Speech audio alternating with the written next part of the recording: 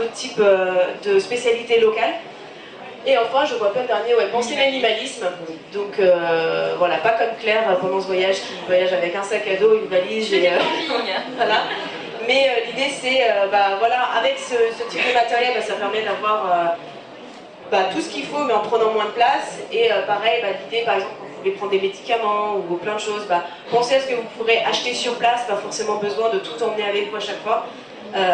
Voilà, et donc je vais terminer avec le fameux éco-orgasme. Avec le fameux éco-orgasme. Donc en fait, si vous respectez toutes ces étapes et que vous n'avez pas de produits chimiques dans vos produits, si vous n'avez pas, si vous ne produisez pas de déchets, l'étape finale qui vous reste, c'est que quand on voyage, parfois on fait des rencontres coquines. Et donc l'idée, c'est aussi de ne pas se polluer son sexe avec des produits toxiques. Donc maintenant, il existe des préservatifs sans parabènes, sans produits toxiques. Donc je vous en ai ramené quelques-uns, soyez pas timides parce que je peux vous en offrir un peu. Donc voilà, à tester. Venez chercher. On a déjà quelques preneurs dans la salle, je ne donnerai pas les noms, mais voilà, il y en a quelques-uns qui sont de côté, donc dépêchez-vous. Mais bon voilà, donc ça c'est donc voilà, pour atteindre l'éco-orgasme, c'est l'orgasme du futur. Donc ça, vous pouvez aussi en parler à vos lecteurs parce que c'est important. Faut pas, c'est pas tabou le sexe et donc voilà, quand on voyage, faut se préparer quoi. Voilà, je crois que moi j'ai terminé ma partie. Toi, tu voulais rajouter 2-3 trucs? Merci Emma pour tout ça. Alors, du coup, moi je vais parler juste pour terminer du collectif EcoGreen, qui est donc le collectif que j'ai lancé avec plusieurs blogueurs pour essayer de faire bouger tout ça en fait. Donc voilà, donc le but du collectif en fait c'est vraiment, on le veut comme un collectif ouvert en fait. On est 5 blogs à avoir lancé on va dire l'expérience, mais le but c'est vraiment que chacun puisse venir ajouter sa pierre à l'édifice. Donc voilà, l'idée c'est diffuser en fait tout ce qui est valeur positive, tout ce qu'on vous a parlé dans la conférence. L'idée c'est de pouvoir diffuser le message à nos lecteurs. Donc voilà, c'est tout simple, ça peut être à l'occasion d'un article que vous écrivez, si vous avez parlé effectivement d'un hébergement éco-responsable, d'une activité un petit peu nature, tout ça, voilà, justement dire n'allez pas faire cette activité, c'est pas terrible pour les animaux. Tout ça, voilà, c'est le mettre en avant et utiliser la force du réseau pour qu'on puisse diffuser tous ensemble, voilà, parce qu'on n'a pas forcément voyagé dans les mêmes pays, mais ça peut être vraiment très intéressant de permettre à nos lecteurs de savoir ce qui dans une démarche globale existe. Donc il y a le hashtag EcoGreen sur les réseaux sociaux. Par exemple, vous faites un article, vous rajoutez le hashtag. Après, on va du coup rediffuser donc, votre article sur le Twitter, le Facebook du collectif. Donc voilà, à la base, les membres du collectif, c'était ça. Et l'idée, c'est vraiment que ce soit, comme je vous l'ai dit, ouvert à tous. Vraiment, le but, c'est pas que ce soit quelque chose d'élitiste. C'est plus on a de force d'impact, donc plus on va pouvoir changer les choses. Vraiment, c'est ça qui est important. Et donc concrètement, il n'y a pas longtemps, on a mis en place sur le site en fait donc une carte. Et le but en fait, c'est de justement pouvoir référencer les hébergements éco-responsables. Donc pour l'instant, il y en a quelques-uns. Et le but en fait, c'est que vous puissiez justement, quand vous avez écrit un article sur un hébergement éco-responsable, utiliser le formulaire pour pouvoir nous l'envoyer et qu'on le rajoute à l'annuaire en fait. Voilà, et comme ça, on fait tous un lien vers l'annuaire, ça renvoie vers l'article, et quelqu'un qui s'intéresse à un hébergement éco-responsable, et lors de son prochain voyage, va pouvoir justement avoir accès à toute une liste et faire bouger un petit peu les choses. Donc vous pouvez utiliser le hashtag à gogo, mettre le logo, vraiment, le but c'est qu'on soit tous là-dedans. C'est pas encore les questions. Ah oui, il fallait boire plus d'eau. Donc concrètement, quelques ressources un petit peu en plus. Donc vous avez la charte des voyagistes éco-responsables, la certification Agir pour un tourisme responsable, et si vous avez la chance d'être à Paris au mois de juin, vous avez le festival Partir Autrement, où, certes, il n'y aura pas Jean-Claude Van Damme, mais il y aura Astrid qui va y présenter son voyage en autostop sur la route de la soie. Donc n'hésitez pas à y faire un petit tour, je pense que ça peut être super intéressant. Et ensuite, donc le site du collectif, nos 2 blogs, La Réjouisserie, qui est un site où vous pourrez trouver tous les produits dont on vous a parlé. Voilà, petit instant promo, non vraiment. Et je pense qu'on est à peu près arrivé aux questions. Donc, Ouais. voilà, juste pour conclure, bon, on vous parle de tout ça, mais c'est parce que on estime quand même qu'en tant que voyageur, on aime explorer la planète, on aime montrer les belles choses, mais qu'il y a aussi plein de choses qui polluent et qui peuvent être faites en fait pour améliorer les conditions de la planète qu'on aime tant visiter. Donc en fait, en tant que blogueur, on a d'autant plus une certaine responsabilité, en tout cas moi je le pense, de sensibiliser un peu nos lecteurs à ça, et pas juste de leur dire allez dans tel pays, c'est trop bien, mais aussi de apporter, véhiculer certaines valeurs pour qu'ils aient aussi, eux, envie de protéger l'environnement où qu'ils aillent, qu'ils soient chez eux, en voyage. Voilà, en tout cas, à travers nos vidéos, nos articles, on peut toujours faire un petit truc pour diffuser le message et que chacun ait envie d'adopter quelques pratiques éco-responsables. Michel, tu peux poser ta question. Super, par rapport au site, concrètement, est-ce qu'on doit mettre le lien, on a un compte chez vous, on doit mettre la photo, etc. Ou est-ce que vous la reprenez des images sociales médias qu'on a? Alors, tu parles de quoi? Tu parles pour ajouter un hébergement éco-responsable, par exemple? Concrètement, il y a un formulaire où, grosso modo, tu mets tes coordonnées, ton nom, ton blog, le lien vers ton article. Tu nous donnes les détails en termes de nom de l'hébergement, où c'est qu'il est, le prix à la nuitée. Et puis après, oui, effectivement, une image, sachant qu'on peut, le plus d'informations vous nous donner, le plus rapide ce sera pour nous, après d'ajouter, parce que bon, c'est le côté où c'est pas automatisé, il faut qu'on crée un article du coup pour qu'il y ait les infos. Mais je pense que ça. Il y a un lien qui Oui, on met le lien vers l'article. Le but, on met juste les quelques informations sur l'annuaire, mais le but, c'est justement, pour tous les détails, ça envoie vers votre blog. Il faut quand même que vous soyez gagnant. Donc non, nous, le but, c'est pas de reprendre le contenu, c'est juste on met les quelques détails, et pour savoir tout sur l'expérience de l'hébergement, allez lire l'article chez le blogueur qui en a parlé. Voilà. Donc, est-ce que c'est éventuellement ça, on peut fonctionner avec des hébergeurs qui ont une démarche peuvent éventuellement alors l'idée aujourd'hui, c'est encore, tout peut évoluer, mais l'idée c'est que ce soit vraiment des hébergements qui ont été testés par les blogueurs.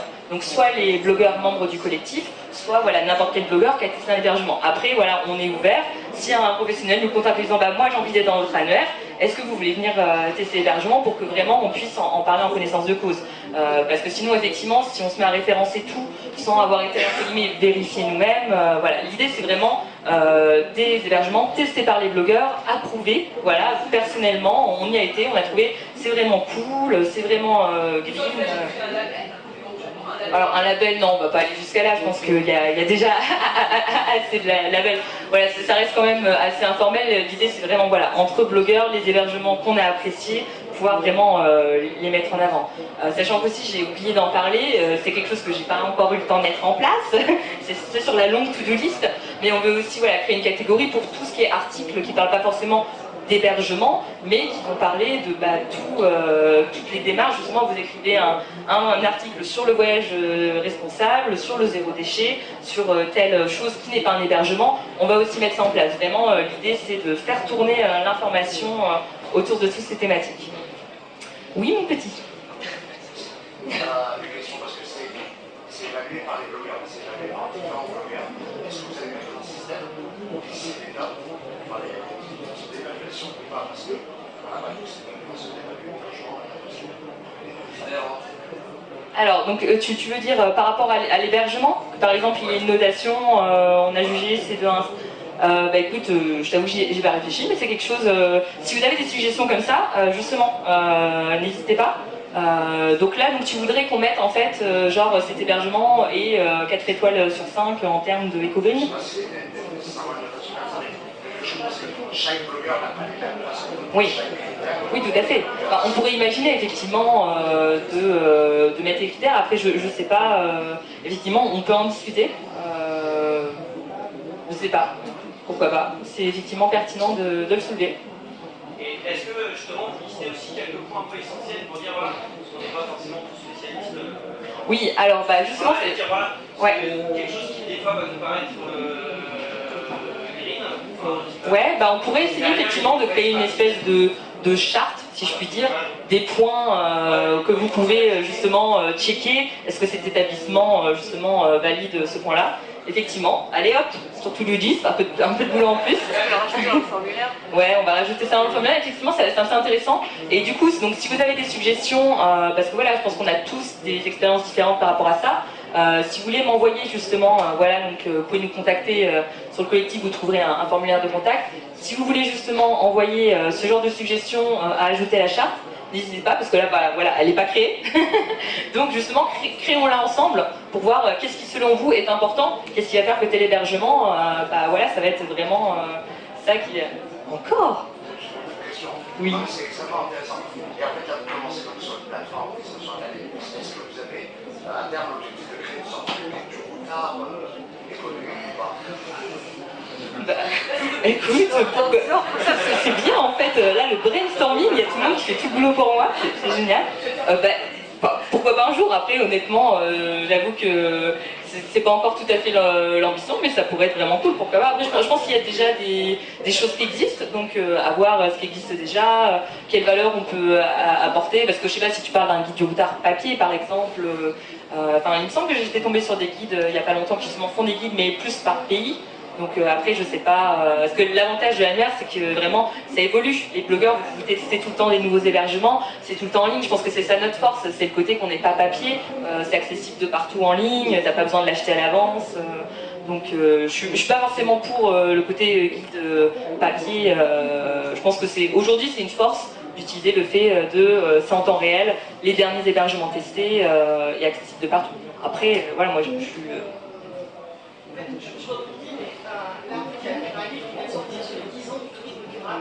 Oui, on nous a parlé, on nous a dit allez au stand Avélie, allez au stand Avélie. Donc ouais, on va aller y jeter un petit coup d'œil effectivement. J'avais une question en termes d'influenceurs, est-ce que vous auto-censurez parfois, c'est-à-dire à ne pas montrer certaines choses? On sait que le danger aussi existe à trop montrer des lieux qui ne sont pas faits pour absorber. Ah ok, oui, tu veux dire que le tourisme de masse se développe dans un endroit... Pas forcément le tourisme de masse, mais on peut avoir des petits points secrets qui ne pas forcément montrer. C'est-à-dire des coins qu'on découvre mais qui sont tellement bien qu'on ne peut pas les partager pour pas les abîmer. Bah, c'est vrai que parfois vous posez la question en fait. Oui, bah oui, bien sûr, on se pose la question. Après, moi pour l'instant, j'ai pas non plus été dans des endroits tellement, tellement excentrés que. Voilà, mais c'est vrai que c'est une question qu'on se pose de savoir à quel degré d'information on donne. Par exemple, moi j'ai testé des. Par exemple aux Philippines, j'ai un contact là-bas qui fait des tours en bateau de manière assez éco-responsable et qui prend vraiment des petites équipes. Ou par exemple, j'ai travaillé avec des associations au Mexique ou en Colombie. Je vais pas citer les noms ni les contacts. Et en fait, c'est les gens, si ça les intéresse, en fait, ils vont m'écrire et ensuite je peux les contacter. Parce que en fait, je préfère que ce soit vraiment une démarche d'aller au bout et de faire au cas par cas et de donner l'information aux personnes qui veulent vraiment y aller. Parce que voilà, la destination, l'activité leur aura plu, mais pas de balancer partout. Par exemple, j'ai un super bon plan pour potentiellement voir des requins-baleines aux Philippines, mais pareil, je dis contactez-moi parce que pareil, je l'ai trouvé sur un site en allant chercher vraiment dans les fins fonds du web. Mais voilà, je préfère ne pas le donner parce que voilà, l'idée c'est quand même de préserver, c'est pas de la censure, mais quand même de filtrer un petit peu l'information. Toutes les infos, que tout ne soit pas accessible. C'est ça.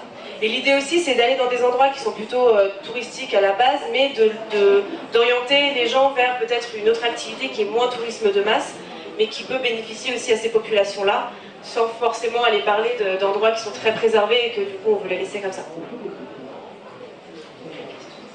Est-ce que vous avez une réflexion? On parle de l'impact des influenceurs sur nos lecteurs, c'est intéressant. Après, est-ce que vous avez une réflexion sur l'impact qu'on peut avoir sur les populations locales? Dans beaucoup de pays, ce qu'on voit aussi, c'est que l'utilisation des essais plastiques ou le respect de leur propre environnement, en fait, a un impact encore plus fort. Et ça, même sans engager les touristes, ça va réduire. Parce qu'on va les essais plastiques par là, pour les guérir par ci, par contre. Et c'est pas facile parce que c'est pas forcément leur. Ils sont pas prêts. Ils n'en sont pas à ce niveau-là. Hein. Déjà, ils essaient de survivre souvent. En fait, c'est surtout, il y a une première démarche, c'est de se dire, j'arrive pas en tant qu'occidental avec mes grandes valeurs et je vais essayer de les imposer. Mais ça marche pour les démarches zéro déchet, mais ça marche aussi même quand on arrive sur un projet éco-responsable. et qu'on se dit, bah voilà, il faut le faire de telle manière. Ah, bah, par exemple, je suis allée sur des projets de reforestation.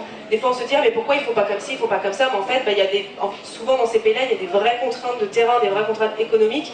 Et déjà, alors, en fait, nous, on a ce regard-là parce qu'on se dit, bah, on peut quand même survivre, on trouve quand même des moyens d'avoir de l'argent pour faire nos activités. Sauf que dans ces populations-là, parfois, en fait, bah, cette activité-là, c'est de là qu'ils tirent leur argent. Et en fait, bah, le mettre en place, ça prend du temps parce qu'en attendant, s'ils ne font rien, leur frigo, il est vide, contrairement à nous. Donc c'est aussi, à travers ces voyages-là, changer un peu son regard par rapport à ça et d'arriver en essayant de travailler déjà avec les contraintes du pays. C'est pour ça que là, l'éco-volontariat ou le volontariat peut être très intéressant parce qu'on va vraiment aller sur des projets où déjà il y a une démarche au niveau local de vouloir s'améliorer et on peut venir apporter un soutien, que ce soit humain, financier, mais voilà, tout en s'adaptant à ce qui existe déjà, sans arriver en disant, bah voilà, je vais creuser un puits parce que j'ai estimé que vous en avez besoin, et puis voilà. Pour ce qui est, pareil, des démarches, des comportements sur les déchets, etc., c'est aussi un peu compliqué, mais c'est comme à la maison, en fait. C'est que de toute façon, ça sert à rien d'y arriver un peu bourrin en disant bah, c'est comme ça qu'il faut faire. C'est peut-être déjà de comprendre pourquoi ils font comme ça. Et moi, je peux toujours montrer avec l'exemple en fait. C'est-à-dire que si nous on véhicule pas ça déjà dans notre comportement, c'est difficile de le faire adhérer à d'autres personnes. Et donc d'essayer de dire bah voilà, moi j'utilise ça, est-ce que tu pourrais pas essayer voilà. Mais ça marche aussi quand on s'intègre un petit peu aux populations, quand on arrive en tant que touriste. C'est très malvenu en fait d'arriver et de donner des grandes théories et de juger en fait. Ça marche vraiment quand on prend le temps de tester la culture, de rester avec les locaux et d'apprendre à les connaître et de communiquer avec eux. Je pense qu'on est en train de se faire virer. Donc, si vous avez d'autres questions, on peut venir discuter à l'extérieur. Et n'oubliez pas qu'il y a des capotes, n'ayez pas peur, on vous jugera pas. Merci à tous d'être venus.